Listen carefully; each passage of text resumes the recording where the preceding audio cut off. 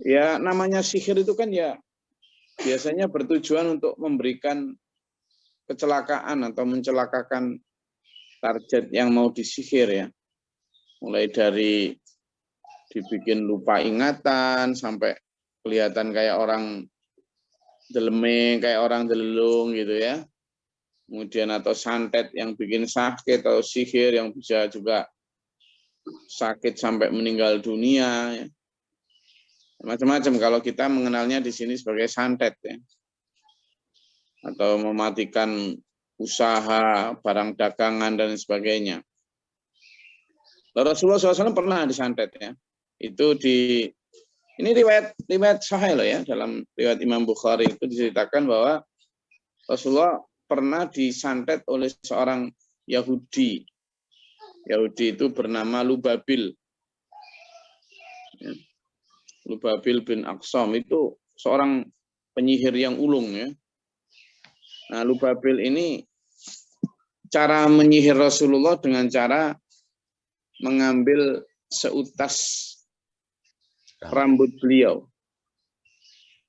Makanya hati-hati ya kalau punya rambut yang tercecer dan sebagainya. Itu bisa dimanfaatkan untuk kepentingan ilmu hitam seperti itu. Ya. Jadi bahwa Rasulullah pada saat terkena sihir itu sampai beberapa hari atau berapa diciptakan itu sakit ya. Nah kemudian turunlah ayat ini bahwa lalu Rasulullah itu berdoa kepada Allah. Kemudian bermimpi didatangi malaikat, dalam mimpi itu malaikat menjelaskan jika rambut dan potongan sisir Rasulullah diambil oleh Lubabil bin Aqsam tadi dan diletakkan di sebuah sumur ya. Nah, itu yang kemudian dijadikan metode untuk menyihir. Kemudian Rasulullah diceritakan di situ memanggil Ali bin Abi Thalib dan Zubair untuk mendatangi sumur tersebut. Lalu mereka, Ali dan Zubair ini mendapatkan rambut dan sisir Rasulullah itu dililitkan pada sebuah batang kurma yang sudah rusak. Jadi memang Rasulullah ketika berdoa kepada Allah itu karena merasa kok aneh gitu, kayak nggak bisa nelan gitu. Kayak nggak bisa nelan, jadi sakit di tenggorokan dan minta kepada Allah, lalu diberi petunjuk itu. Diberi petunjuk apa? Bahwa Rasulullah sedang disihir oleh seorang yang bernama apa? Lubabil bin Aqsam. Lubabil bin Aqsam ini orang Yahudi.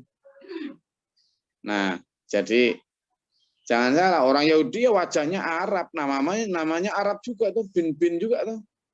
Jadi kalau sekarang ada yang berwajah seperti itu, jangan dikira mesti kemudian Islam ya. Ya zaman itu sama. Nah, kemudian ayat ini satu di antara yang dipakai untuk ketika kita merasa atau minta pertolongan pada Allah agar dijauhkan dari seperti ini. Qul a'udzu birabbil falaq, katakanlah Muhammad, berdoalah. Caranya berapa? A'udzu birabbil falaq. Aku berlindung kepada Tuhan sang penguasa waktu malam atau waktu subuh. Ya, jadi para penyihir itu biasanya melancarkan serangannya itu mulai dari jam 12 malam atau setengah 1 malam. Itu melancarkan serangannya itu. Nah, di waktu-waktu itu sampai subuh, terutama ketika manusia terlelap sekali. Di akhir-akhir malam waktu subuh itu kan sedang lelap-lelapnya. Disitulah sihir-sihir itu berjalan. Kita diminta Allah untuk berdoa, a'udzu birabbil falaq. Ya Allah, aku berlindung kepada Tuhan penguasa malam, penguasa subuh. Dari apa? Min syarri ma khalaq, dari apa yang dia ciptakan. Jin setan itulah dan teman-temannya itu kan ciptaan Allah juga. dari kejahatan-kejahatan mereka. Wa min syarri ghasiqin idza waqab, dan dari kejahatan malam ketika gelap. Di malam hari itu kan kejahatan macam-macam. Namanya gelap soalnya. Mulai dari kejahatan yang gaib sampai kejahatan yang lahir. Makanya enaknya jalan-jalan itu ya memang dikasih lampu semua. Karena kalau gelap itu selain kejahatan bisa dipakai bersembunyi para penyamun, para perampok, para pencoleng, para begal. Nah, begal gaib juga banyak. Di malam hari itulah bekerjanya para penyihir-penyihir. Maka kita minta diberi pelindungan. Ini juga sampean kalau lagi lewat di satu tempat atau takut agak merinding di satu tempat yang gelap, baca ini. Wa min syarrin naffatsati fil 'uqad, dan dari kejahatan para penyihir. Di sini dhamirnya dikasih dhamir muannas, dhamir perempuan. Karena kebanyakan para penyihir itu perempuan. Makanya dalam film-film Hollywood itu penyihir mesti digambarkan sebagai perempuan tua, lalu pakai topi muncul gitu, pakai sapu, bawa kucing. Kucingnya hitam, pakai Musa. Jadi, padahal kucing itu tambahan. Kenapa sih? Karena konon kucing itu bisa ngelihat barang-barang yang jahat, tapi enggak ya. Enggak selalu begitu. Artinya penyihir itu ada ya. Jadi jangan meremehkan kalau kita membahas itu terus. Kan ada ini pemahaman dalam Islam ini yang bilang enggak semua itu klenik. Enggak ya. Penyihir itu ada, dan ayat ini atau surat Al-Falaq ini satu di antara doa yang kita harus ucapkan bahwa itu benar-benar ada dan minta perlindungan kepada Allah. Wa min syarri hasidin idza hasad, dan dari kejahatan para pendengki ketika mereka sedang dengki. Karena kalau seseorang pendengki sedang dengki, itu yang dilakukan ya macam-macam itu, menebar santet, menebar fitnah, menebar hoax, menebar angkara murka dan seterusnya. Sehingga doa ini yang harus kita baca. Supaya apa? Ini loh fungsinya kita itu tombo hati, maca Quran sak manane, baca Quran beserta maknanya itu. Selama ini mungkin kita juga sudah sering baca surat Al-Falaq, tapi tidak tahu artinya apa. Nah, sekarang kita diberitahu Quran, ini arti dari surat Al-Falaq yang ternyata sebuah doa. Kadang tolong dibaca ini surat Al-Falaq. Kita bacanya ya baca Arabnya saja. Ya memang kita baca Arabnya, tapi kita harus tahu maknanya apa sehingga ngeresap gitu.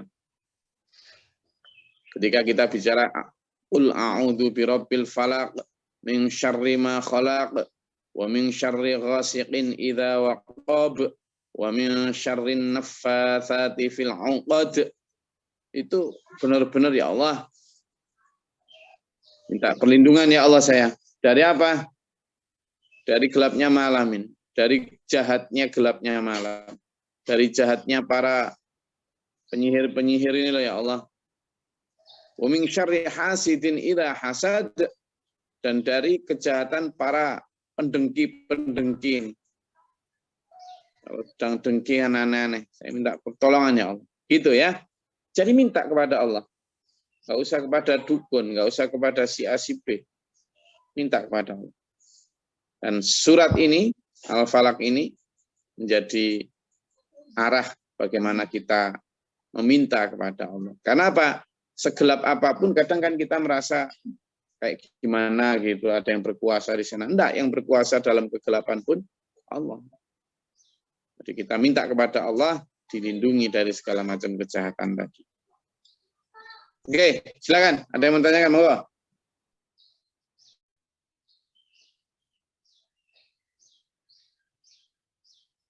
Pertanyaan ini terbuka untuk siapapun ya, untuk siapapun, bukan hanya untuk si A, si B saja. Jadi silakan bagi yang mau, jangan takut, jangan malu, jangan minder ya. Biar apa?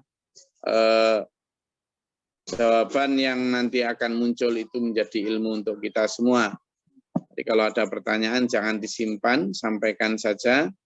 Sejauh saya mampu saya akan jawab, tapi kalau saya tidak mampu saya akan kembalikan kepada para mustami'in untuk bareng-bareng kita diskusikan.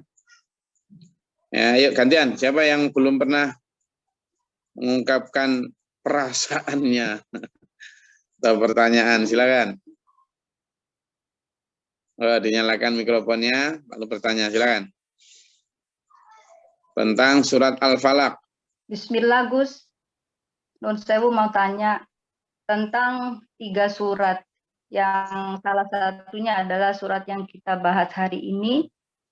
Itu saya pernah dengar disebut surat perlindungan.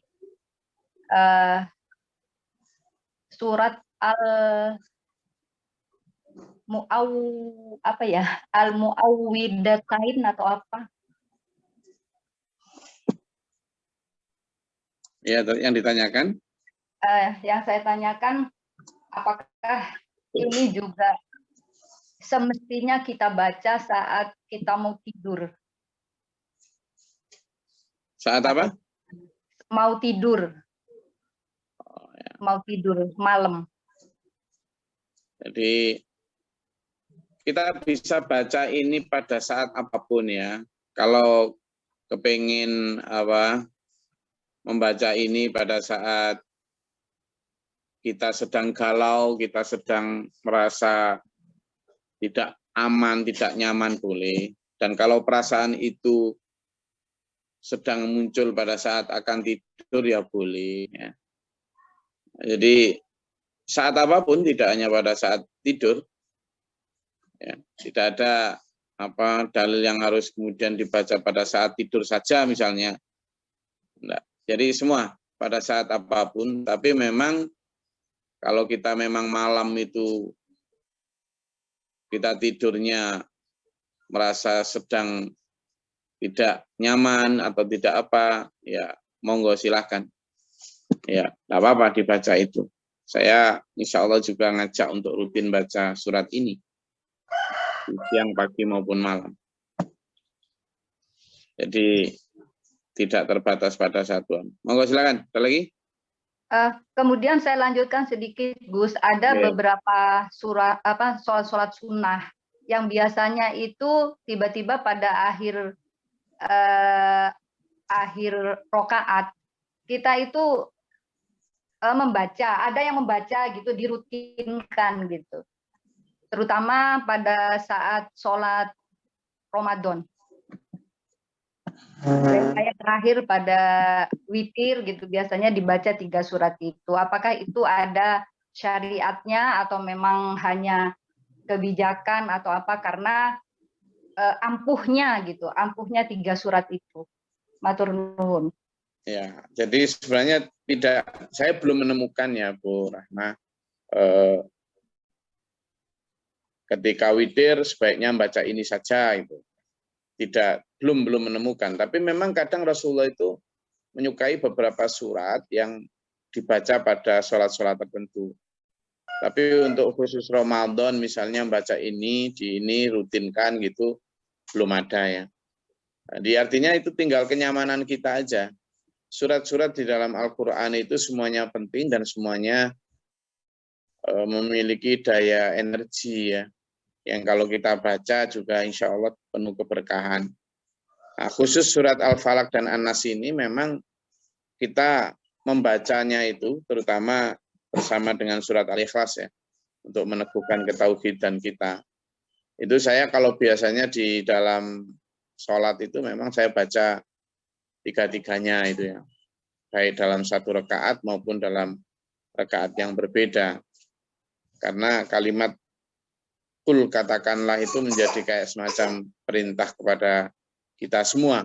Tetapi kita tidak boleh kemudian menjadikan itu kewajiban untuk membaca ayat ini saja terus pada sholat-sholat tertentu kalau memang belum ada dasarnya. Dan saya selama ini belum menemukan itu. Jadi tergantung kita aja, nyamannya seperti apa. Karena ayat-ayat itu memang sangat powerful ya. Selama kita mengerti dan membacanya dengan penuh permohonan, khaufan wa tama'an.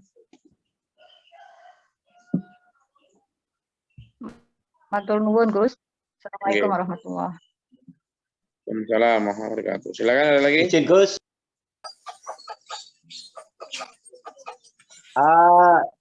Situasi terjadi di orang awami itu kadang-kadang minta ke paranormal atau dukun, tapi dukun itu membacanya dengan surat itu, tapi sambil dibakarin menyan. Ini, apakah yang minta dengan yang memberikan doa itu berdosa, Gus? Terima kasih. Assalamualaikum warahmatullahi wabarakatuh. Sebenarnya tidak ada yang salah dengan menyan ya. Menyan itu kan hanya bau-bauan saja. Tetapi, nah ini tetapi, jika menyan itu dikaitkan sebagai bebauan atau syarat untuk datangnya pertolongan dan lain sebagainya, nah itu yang menjadi tidak bolehnya. Kalau sekedar bakar menyan biar wangi gitu aja ya monggo saja, anggap itu sama dengan parfum gitu ya. Tetapi kalau kemudian membakar menyan itu sebagai syarat kesembuhan atau sebagai syarat datangnya si A si B, nah itu yang tidak boleh. Jadi niatan sejak awal itu sangat penting di dalam proses. Sehingga kita tidak boleh mengatakan menyan itu haram, jangan. Tidak ada. Menyan itu tidak haram. Yang haram adalah penggunaannya. Kalau penggunaannya itu dipakai untuk mengundang arwah A, arwah B, atau mendatangkan kesembuhan karena ini yang diminta Mbah Loro Jonggrang, misalnya kayak gitu. Meskipun sampean bacanya baca surat, tapi kalau yang sampean panggil adalah Mbah ini, Mbah itu, Mbah Roro ini, Roro itu, ya tetap musyrik, nggak boleh. Gitu. Jadi banyak hal-hal yang sapi, kambing halal, tapi kalau disembelih kepalanya lalu ditaruh di bawah jembatan biar apa? Nggak roboh jembatannya sebagai syarat karena yang Mbah Rekso desa ini minta begitu. Nah itu yang menjadi kepala sapi tadi haram dimakan, dagingnya juga haram dimakan. Karena apa? Disembelih bukan atas nama Allah, bukan karena tujuan Allah. Jadi sesuatu yang sifatnya halal itu bisa menjadi haram hanya karena cara, niat, tujuannya berbeda. Ini menyan tidak masalah sebenarnya kalau hanya untuk bebauan gitu. Tapi kalau kemudian dipakai untuk syarat datangnya pertolongan dari si A si B atau malah datangnya pertolongan dari Allah, itu menyan lewat dupa-dupa, nah itu kan yang pertama. Yang kedua, budaya orang-orang yang datang sebelum Islam, ya, sebelum Islam datang itu kan budaya di negeri ini kan animisme, dinamisme, ya, yang menyembah Tuhan para dewa atau menyembah bebatuan, menyembah gerumbul-gerumbul dan seterusnya. Dan itu biasanya memakai menyan. Nah, biar kita tidak menyerupai, ya doa kita ya langsung aja. Apa yang diajarkan Rasulullah dulu kan tidak pakai menyan-menyanan. Ya sudah, tidak pakai itu. Nah, apalagi sudah titelnya dukun. Sekarang dukun itulah sudah makin makin pede dengan cara membuka praktek pakai papan nama kayak dokter lagi sekarang. Ini ya, jadi istilah mereka itu apa sih, bukan dukun gitu, istilah kerennya itu paranormal spesialis gitu. Jadi bahkan sudah ada perkumpulan, jadi istilahnya perkumpulan dukun Nusantara, Perdunu. Itu sudah ada itu. Jadi makanya kita harus hati-hati di dalam memberikan hukum ya. Meskipun yang dibaca itu adalah ayat-ayat Al-Quran, tetapi kalau dicampur dengan misalnya harus dibungkus dengan kain putih ini dibaca pada saat malam Rebu Kliwon, lalu nanti ditaruh di bawah kasur ini itu, nah yang kayak gitu-gitu itu tambahan-tambahan itu namanya talbisul haqqa bil batil, mencampur adukkan antara yang hak dan yang batil. Ada lagi? Silakan. Nah, izin guys. Ya, silakan. Yang pertama, bahwa Al-Quran ini kan dalam riwayatnya diciptakan sebelum diciptakannya manusia, kurang lebih 2000 tahun yang lalu sebelum diciptakan manusia. Nah, ketika melihat ayat ini, surat Al-Falaq atau Al-Ikhlas, Al-Falaq An-Nas yang biasanya dikaitkan dengan doa untuk penghalang sihir. Nah, berarti apakah saat itu ayat ini dibuat menjadikan clue atau kode untuk kita manusia dalam hal seperti itu? Artinya, berarti apakah dulu sebelum manusia diciptakan ini sudah terjadi saling menyihir antara makhluk selain manusia, mungkin seperti itu, Gus. Terus yang kedua, di dalam riwayat juga disebutkan bahwasanya barang siapa yang mendatangi tukang sihir atau mendatangi dukun itu adalah batal, ya, batal sholatnya atau batal Islamnya kurang lebih itu selama 40 tahun. Nah, bagaimana misalnya kita ini, Gus, misalnya kita ada firasat nih, ada seseorang mungkin yang terkena semacam sihir seperti itu. Terus kita punya firasat saja bahwasanya oh ini kayaknya seperti ini. Lalu kita hanya menanyakan kepada seseorang, dan seseorang itu bukan dukun, hanya mungkin teman yang mengerti hal seperti itu, lalu kita menanyakan, apakah seperti ini? Terus teman kita itu menjawab, ya kemungkinan Pak, bacakan aja doa seperti ini. Apakah kita ketika menanyakan itu bagian daripada kita mendatangi dukun tadi itu, Gus? Terima kasih, Gus. Dan kita tidak meyakini bahwa itu kena hanya sebagai pegangan aja. Terima kasih, Gus.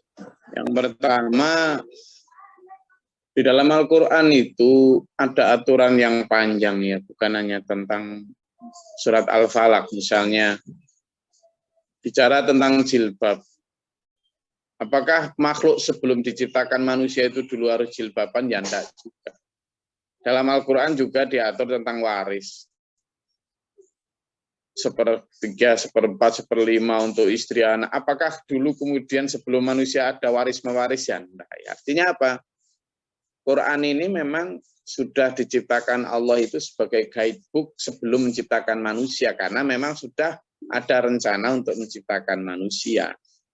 Dan Allah tahu betul, maha tahu betul bagaimana nanti manusia itu, tentang waris, tentang dukun, tentang tutup aurat, tentang peperangan, karena Allah tahu skenarionya nanti seperti apa manusia itu akan tahu. Jadi meskipun belum ada manusia yang diciptakan, Quran sudah diciptakan, Allah menciptakan guidebook itu karena sudah tahu desain manusia nanti itu skenarionya seperti apa, jalan ceritanya seperti apa, dan seterusnya. Sehingga tidak selalu harus dahulu sebelum ini itu sudah ada makhluk lain yang kemudian saling santet, ya ada. Berarti ada makhluk lain juga saling mewarisi, saling hendak juga. Jadi wallahu a'lam kalau tentang itu. Yang kedua, selama sekarang ini kan sumir dan samar ya. Ada yang labelnya dia adalah tokoh agama tapi prakteknya praktek dukun gitu kan. Ada yang melabeli diri sebagai Gus. Makanya saya itu nggak pernah nulis di nama di depan umum itu. Kadang ya saya memang seorang Gus gitu ya, karena Gus itu kan sebenarnya sebutan anak seorang kiai, dan Abi Mohtar sendiri manggil saya itu Gus gitu ya. Tapi kadang kayak gitu juga ketika misalnya ada sekarang Gus-Gus yang buka praktek dukun gitu ya. Sehingga selain Gus juga kadang kiai ini kiai itu pakai Padahal kiai itu kan sebenarnya sebutan orang Jawa terhadap apa atau siapa yang dianggap keramat. Nah, sehingga sekarang kalau tadi Mas Abid bilang, ini sebenarnya bukan dukun, Gus, tapi si ini. Ya hati-hati juga gitu, karena kadang dia nggak nyebut diri sebagai dukun, tapi membuka praktek dukun. Atau yang kedua, juga hati-hati kita ini ya, kepada tanya ini, tanya itu. Kadang banyak orang yang sok tahu juga. Sok tahu, karena dia kepingin dianggap keramat, kepingin dianggap apa, mandi gitu ya. Sehingga nanti memberi saran ke sampean juga, sarannya itu ya saran sok tahu aja itu. Nanti kalau kayak gitu malah jadi suudzon. Sehingga apa? Kita minta aja berdoa kepada Allah, minta pertolongan, minta petunjuk seperti itu. Jika memang kehendak kita itu, hati kita itu sedang galau, sedang ini, berdoa itu aja, betul itu. Dan kalau kita memang merasa sedang ada begitu, perasaan sampean itu yang justru lebih jitu daripada dugaan-dugaan orang lain. Supaya apa? Supaya kita tidak terjerumus pada suudzon. Karena hati-hati juga, kita merasa sedang disantet atau sedang disihir. Padahal saat itu kita sedang punya masalah dengan si A gitu. Nanti suudzon kita, oh jelas si A ini, padahal belum tentu. Nah, biasanya setan itu mengarahkan orang-orang yang buka praktek dukun, buka praktek apa, itu dengan cara diselewengkan paham-pahamnya seperti itu. Diselewengkan ke arah dugaan-dugaan itu. Nah, itu yang kemudian biasanya menimbulkan fitnah. Sehingga apa yang perlu kita lakukan? Kalau sekedar bertanya sih bukan tergolong ke dukun, tapi ya lagi-lagi lihat siapa dia. Apalagi kalau kita kemudian mengamalkan itu dengan kepercayaan terhadap si A, si B itu. Ini bahaya. Kecuali kalau memang orang-orang yang benar-benar dekat kepada Allah, orang-orang yang benar-benar dipilih Allah dan punya kelebihan privati itu. Tapi yang paling baik memang kita kalau merasa gitu ya sudah, kita wantar aja berdoa seperti itu. Karena memang saat ini itu banyak ya. Kita harus tahu dan harus mempercayai bahwa memang praktek-praktek seperti itu ada. Makin ke sini ternyata orang modern juga makin nggak jelas itu pemahaman. Makanya ini harus kita banyak baca ya. Saya rasa itu kajian kita pada pagi hari ini. Semoga menjadi penjelas untuk kita. Besok sama ayatnya masih tentang hal ini. Dan semoga masih ingat kalau ada yang mau bertanya kita simpan untuk besok. Karena sekarang waktunya sudah habis. Ya, Mas Egi tadi kayaknya mau tanya. Silakan besok kita lanjutkan. Intinya apa? Kita banyak tahu isi dari surat Al-Falaq ini, maka kita harus benar-benar sering membacanya di saat apapun, ya minimal tiap pagi, tiap malam itu baca ini bagus ya untuk memberikan garansi perlindungan dari Allah pada kita agar kita dilindungi dari segala macam mara bahaya gaib maupun lahir. Semoga Allah menuntun kita dalam siratal mustaqim. Allahumma shalli wa sallim barik. Allahumma fil lil mu'minina wal mu'minat muslimin. Allahumma atina fi man hadayt wa afina fi man afayt wa lana fi man tawallayt wa barik lana fi ma atayt. Astaghfiruka wa atubu ilaika wa sallallahu alaihi wasallam. Allahumma da'al bala wal waba wa hasdina min al-jinni wa syaitan wa rabbana najina wa lana. Allahumma rfa' darajatana fi dunya wa dunya. Rabbana man faktubna ma syahidin rabbana la tuzigh.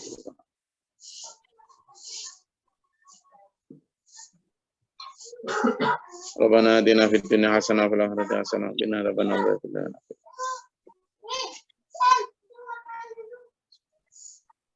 Subhana rabbika rabbil izzati amma yasifun wa salamun alhamdulillahi rabbil alamin. Assalamualaikum warahmatullahi wabarakatuh. Waalaikumsalam warahmatullahi wabarakatuh.